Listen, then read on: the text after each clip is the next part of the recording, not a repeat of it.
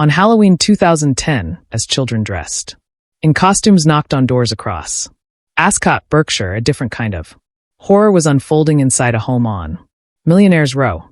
46-year-old Joanna Simpson was murdered by the man she had once loved, bludgeoned to death with a claw hammer, while her two young children played. Just 2 doors away, her body would be found 5 days later buried in a pre-dug grave in Windsor Great Park. The man responsible was a British Airways captain, a pilot trusted with hundreds of lives. But despite overwhelming evidence of premeditation, Robert Brown would never be convicted of murder. Joanna Simpson was born in 1964 in Yorkshire into a close, loving family. Her father, Chris, owned a successful building firm, and her mother, Diana, would later describe their daughter as someone special. When Joanna was young, the family moved to the Isle of Man, where she attended the Buchan School. She was described as a live wire, adventurous, and someone who threw herself into everything. After school, Joanna went to the University of Bath, where she completed a business degree. She had a successful career before focusing on what would become her greatest joy, being a mother. Her best friend, Hetty Barkwith Nanton, said Jo was a ray of sunshine.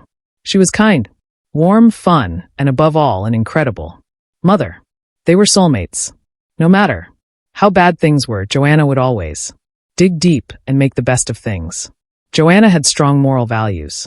She believed all children should have a safe, secure, and loving environment.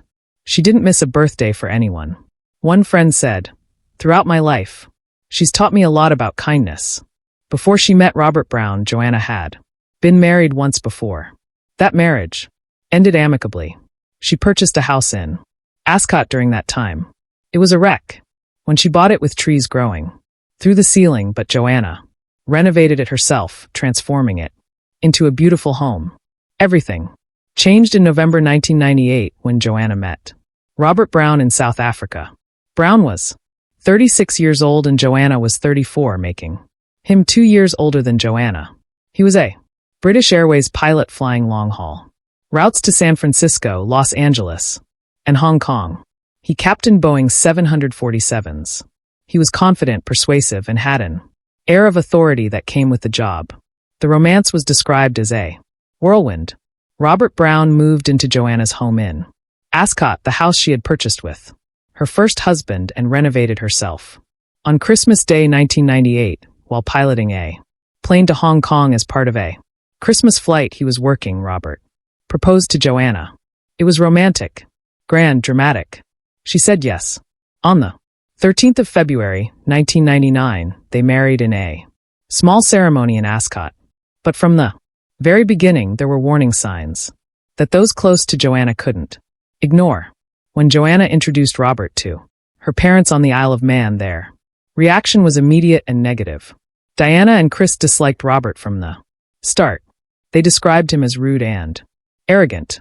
He was quite reserved, they said, but also dismissive of Joanna's friends. People noticed that Joanna seemed more relaxed when Robert wasn't around.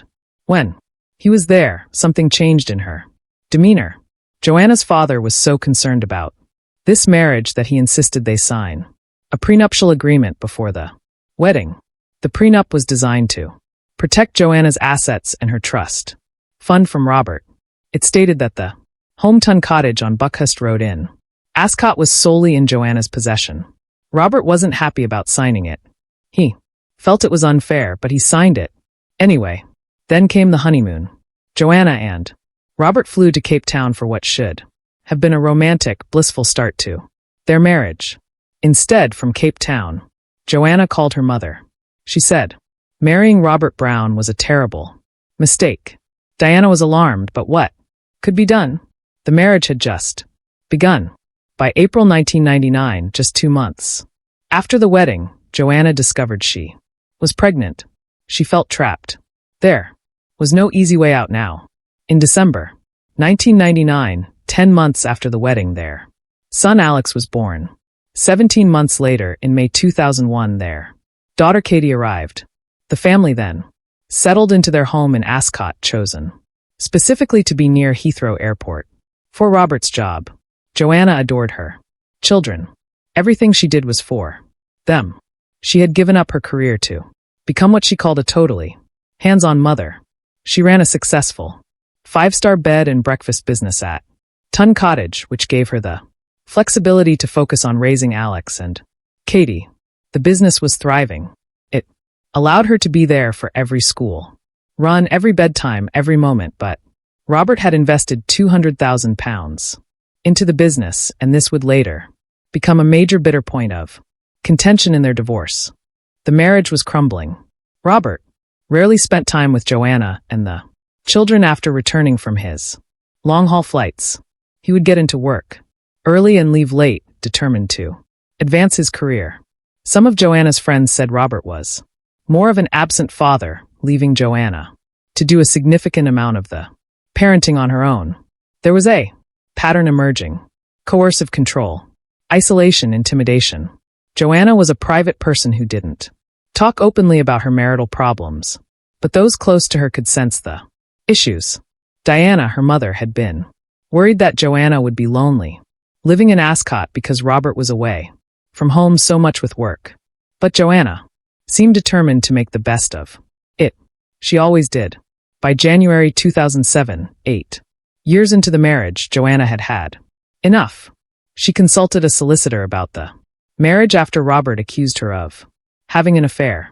The accusation was baseless, but it was the beginning of the end. What happened next would reveal just how dangerous Robert Brown really was. In February 2007, while on a work trip in Hong Kong, Robert telephoned Joanna. He told her he was having really dark thoughts, such as thinking about killing her and their children with an axe and about committing suicide by crashing a plane. In the end, she hung up the phone, feeling very distressed. She said, "I don't know why he's doing this." But then she realized he was saying these things to put more pressure on her to keep everything together. Joanna was terrified, but she didn't report it to the police. Then came the knife incident. It was July or August 2007, and it would be the most serious attack before the murder itself. Joanna arrived home around 10 o'clock in the evening with Alex and Katie. Robert put the children to bed. During that time, 6-year-old Katie mentioned to her father that they had spent time that day with a man Robert suspected was Joanna's lover. Robert's jealousy and rage ignited. He confronted Joanna in the kitchen of Ton Cottage. Without warning, he placed an arm around her neck and held a knife against her chest. She stayed calm, used her words carefully, and convinced him to lower the knife. Then she told him the truth. She could no longer be with him. Robert's response was cold and controlling. He said she could leave, but that she could not take the children. It was a threat designed to keep her trapped. Then he added another threat. If she told anyone what had happened, it would be the worst for her. Joanna understood what that meant. Despite this horrific attack, Joanna didn't report it to the police. The fear was too great. She was terrified of what Robert might do if she involved the authorities. But she did tell him he had to move out of the house. Robert left, moving to a property in North Street, Winkfield, Berkshire. But he continued to have access to the children, and the nightmare was far from over. And so began a bitter, acrimonious divorce that would last 3.5 years. The prenuptial agreement became the focal point. Robert felt he was stitched up by it. He believed he was being deprived of money he was owed. He had put £200,000 into Joanna's bed and breakfast business. And now, because of the prenup, he wasn't going to see the return he believed he deserved. During the divorce proceedings, disturbing details emerged. The CCTV system that Joanna had fitted at the house stopped working because the cables had been cut. The security lights stopped working because those cables had been cut too. As part of the divorce proceedings, Robert supplied a list of credit card transactions that revealed he had purchased spy equipment. When Joanna's solicitors asked what this was for, Robert admitted he'd bought a tracking device to put on Joanna's car. He had been monitoring her movements. For 3 years, their divorce dragged on. It was ostensibly over the family home, the house that Joanna had bought as a wreck, with trees growing through the ceiling. and renovated 4 years before meeting Brown. She had poured her heart into that house. It was hers, but Robert wanted his share. Joanna had given Robert an undertaking to stay away from the house for 6 months, which was then extended by another 6 months. But the control, the surveillance, the intimidation continued in other ways. Hetty Barkwith-Nanton would later say, "I spoke to Jo an hour before she was killed, and she was really down. The stress of the divorce, the fear of Robert, and the uncertainty about the future were taking their toll." But Joanna kept going. She always did. She was driven. She was resilient. And she believed that soon she would finally be free. Then on the 20th of October, 2010, something happened that would seal Joanna's fate. Just 11 days before she was murdered, the UK Supreme Court handed down a landmark ruling in the case of Radmacher v. Granatino. A German heiress worth approximately £100 million had won her legal battle against her French ex-husband. He had sought to invalidate their prenuptial agreement, initially being awarded almost $6 million, but she appealed. On the 20th of October, 2010, the Supreme Court ruled 8:1 in her favor. The court held that prenuptial agreements should be given decisive weight in divorces. It was the first time prenuptial agreements were made enforceable in UK law. For Robert Brown, this ruling was absolutely devastating. His entire divorce strategy had been focused on invalidating the prenuptial agreement he had signed with Joanna. He had been arguing for 3.5 years that the prenup was unfair, that it deprived him of money he was owed. And now the UK's highest court had just ruled that prenups must be upheld. His case had collapsed.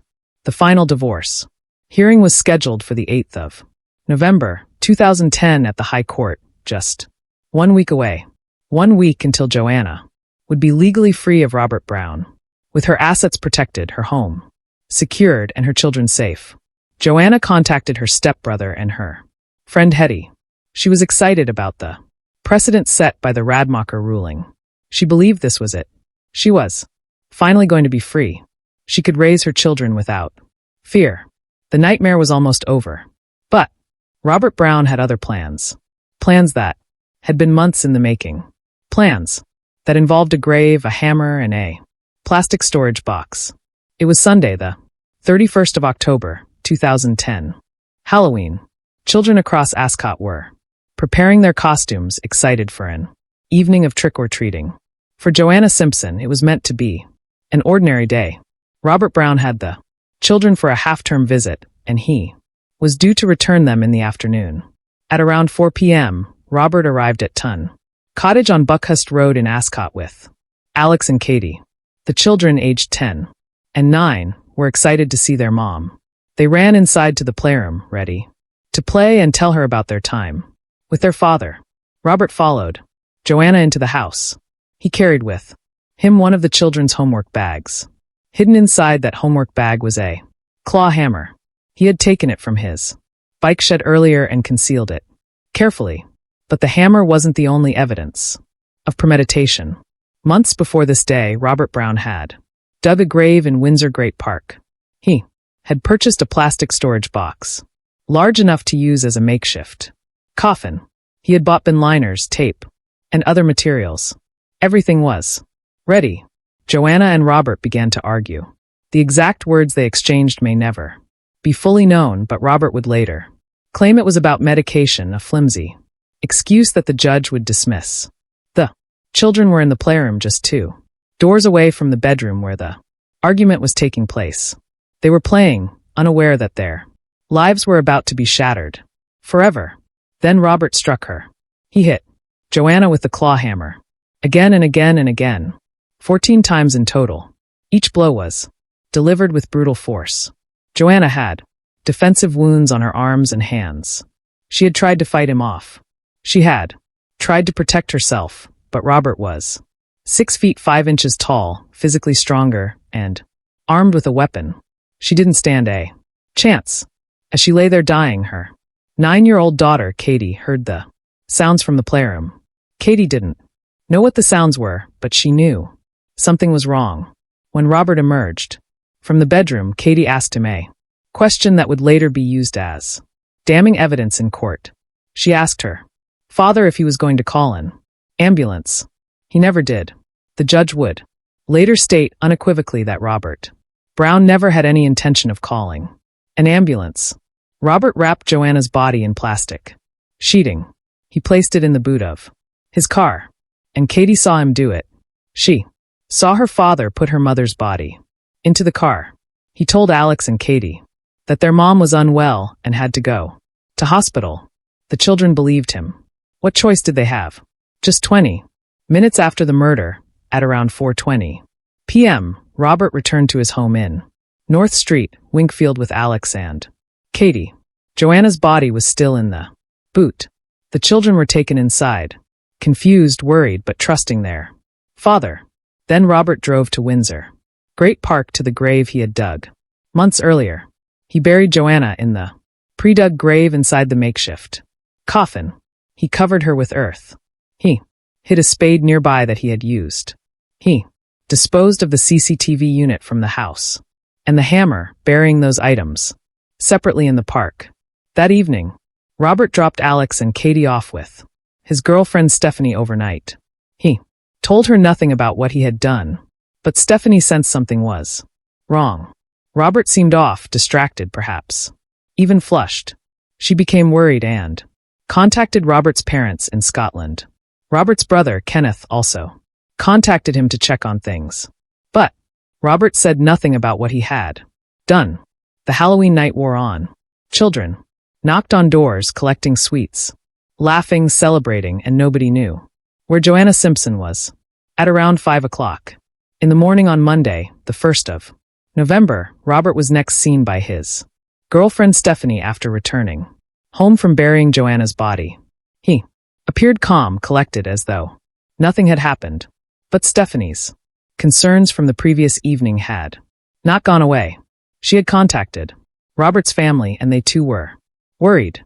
At 7:54 a.m., Kenneth, Robert's brother, contacted the police. He said he was worried about Joanna. Something wasn't right. He couldn't get in touch with her, and Robert's behavior had been strange. At 8:38 a.m., Robert himself called the police. In a calculated move designed to appear cooperative, he reported a domestic incident with Joanna. Hello, Thames Valley Police speaking. Yeah. Hello. I'd like to make an appointment to come in. Regarding an incident, a domestic issue. Is it your girlfriend? My ex-wife, right? And you're both okay, are you? None of you are harmed at all, are you? Well, one person is. Okay. Is that person seeking any medical attention? Do you know? Do they need it? Yes. No. He requested an appointment to discuss a serious domestic incident. He was calm. On the call, measured, giving nothing away. But the call raised immediate concerns about Joanna's welfare. Officers were dispatched to Tun Cottage straight away. At 9 a.m., police officers arrived at the house in Ascot. They knocked on the door. No answer. They called out. Silence. They forced entry into the property. What they found inside was horrifying. There were spots of blood in and around the property. Blood in the bedroom, blood on the walls, blood on the ceiling, blood in the kitchen. The forensic officers would later describe the scene as one of the most brutal they had ever encountered. But Joanna was not there. Her body was gone. Her phone, purse, and car were there. But Joanna Simpson had vanished. At 10:11 a.m., Robert Brown attended Maidenhead Police Station voluntarily.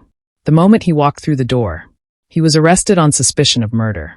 The police assumed that because Robert had handed himself in, because he had made the call, he would disclose what had happened and where Joanna was. They believed he would cooperate, perhaps even show remorse, but they were wrong. Robert Brown was not there to help. He was there to control the narrative for as long as possible. He was taken into an interview room. Over the following days, he was interviewed approximately 9 times. In each interview, he repeatedly said no comment. He refused to answer questions. He refused to help with the missing persons investigation.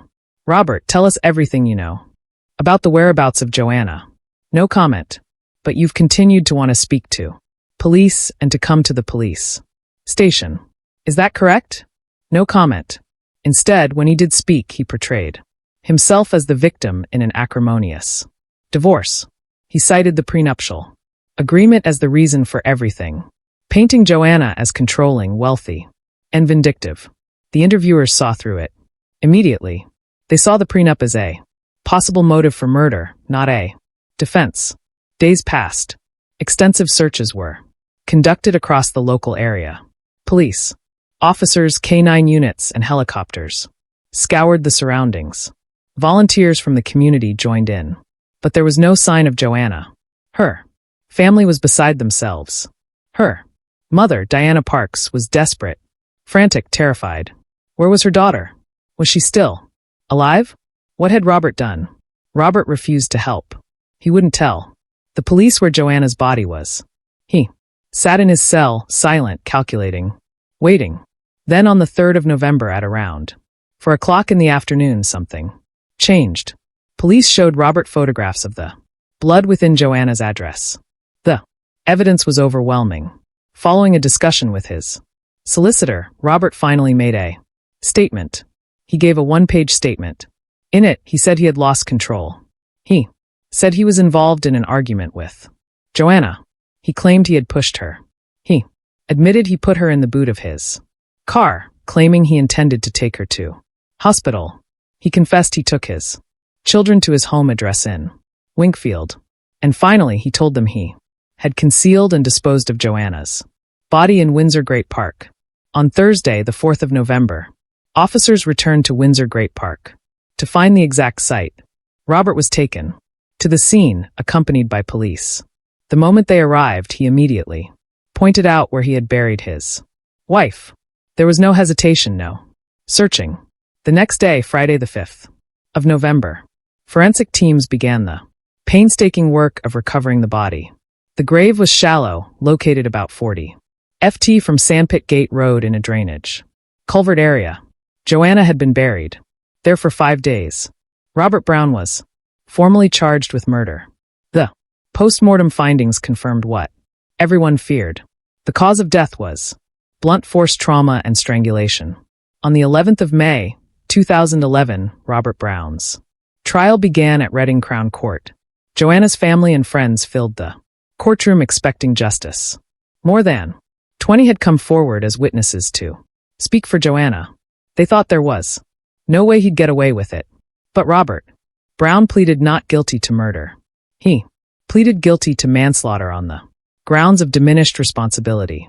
His defense claimed he was suffering from an adjustment disorder at the time. He killed Joanna, a mild condition that rarely led to violence. The judge would later note that the condition disappeared shortly after Robert killed his wife. Robert gave evidence. He described Joanna as a scheming rich brat. He said he'd been driven to kill her by years of recriminations. He admitted concealing the hammer in his daughter's homework bag, but provided no explanation why. When asked about the attack, he claimed he could not remember what happened.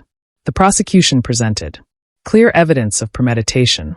The grave dug months in advance, the hammer concealed in the children's bag, the plastic coffin ready, 14 blows with intent to kill. No ambulance called despite his daughter asking. Extensive steps to cover his tracks. One piece of evidence was never shown to the jury. Katie's statement to police. They got into a fight.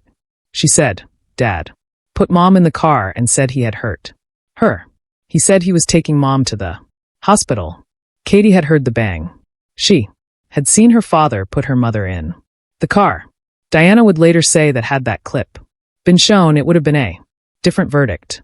On the 24th of May, 2011, after nearly 15 hours of deliberation, the verdict came. Not guilty of murder, guilty of manslaughter on the grounds of diminished responsibility. 26 years imprisonment. Under UK law, he would be eligible for automatic release after serving half 13 years. November 2023. There were tears and gasps of astonishment. Diana Parks gave a statement on the court steps. There has been a gross miscarriage of justice. Robert Brown got away with murder in name only. In 2014, Diana Parks and Hetty Barkwith Nanton co-founded the Joanna Simpson Foundation. Then in 2016, Diana met Queen Camilla at a Safe Lives event. Diana shared Joanna's story. Camilla's reaction was to cry. She told Diana, "I'm going to do something." That meeting became engraved on Camilla's heart and the turning point for her domestic abuse work. But as 2023 approached, Robert Brown was due for automatic release. The campaign began. Diana, Hetty, politicians, and Queen Camilla fought to block it. Alex and Katie made statements. Katie's words, written at age 9, were devastating. "My father killed my mommy and I'm scared. He is the most evilest man I have ever known." On October 10, 2023, Justice Secretary Alex Chalk blocked Brown's release. In February 2024, Brown's High Court challenge was dismissed. As of October 2025, he remains in prison pending a parole board decision. In December 2024, the UK government announced new sentencing reforms directly crediting the Joanna Simpson Foundation. The foundation continues providing specialized support for children affected by domestic abuse. Joanna's legacy lives on through systemic change. Joanna Simpson was 46 years old, full of kindness and love for her children. Then, in a single night, all of that was stolen. But what followed was powerful. A mother who refused to give up. A queen moved to tears. A country waking up to domestic violence. When we remember Joanna Simpson, it shouldn't be for the cruelty of what happened, but for the light she carried and the change that light inspired.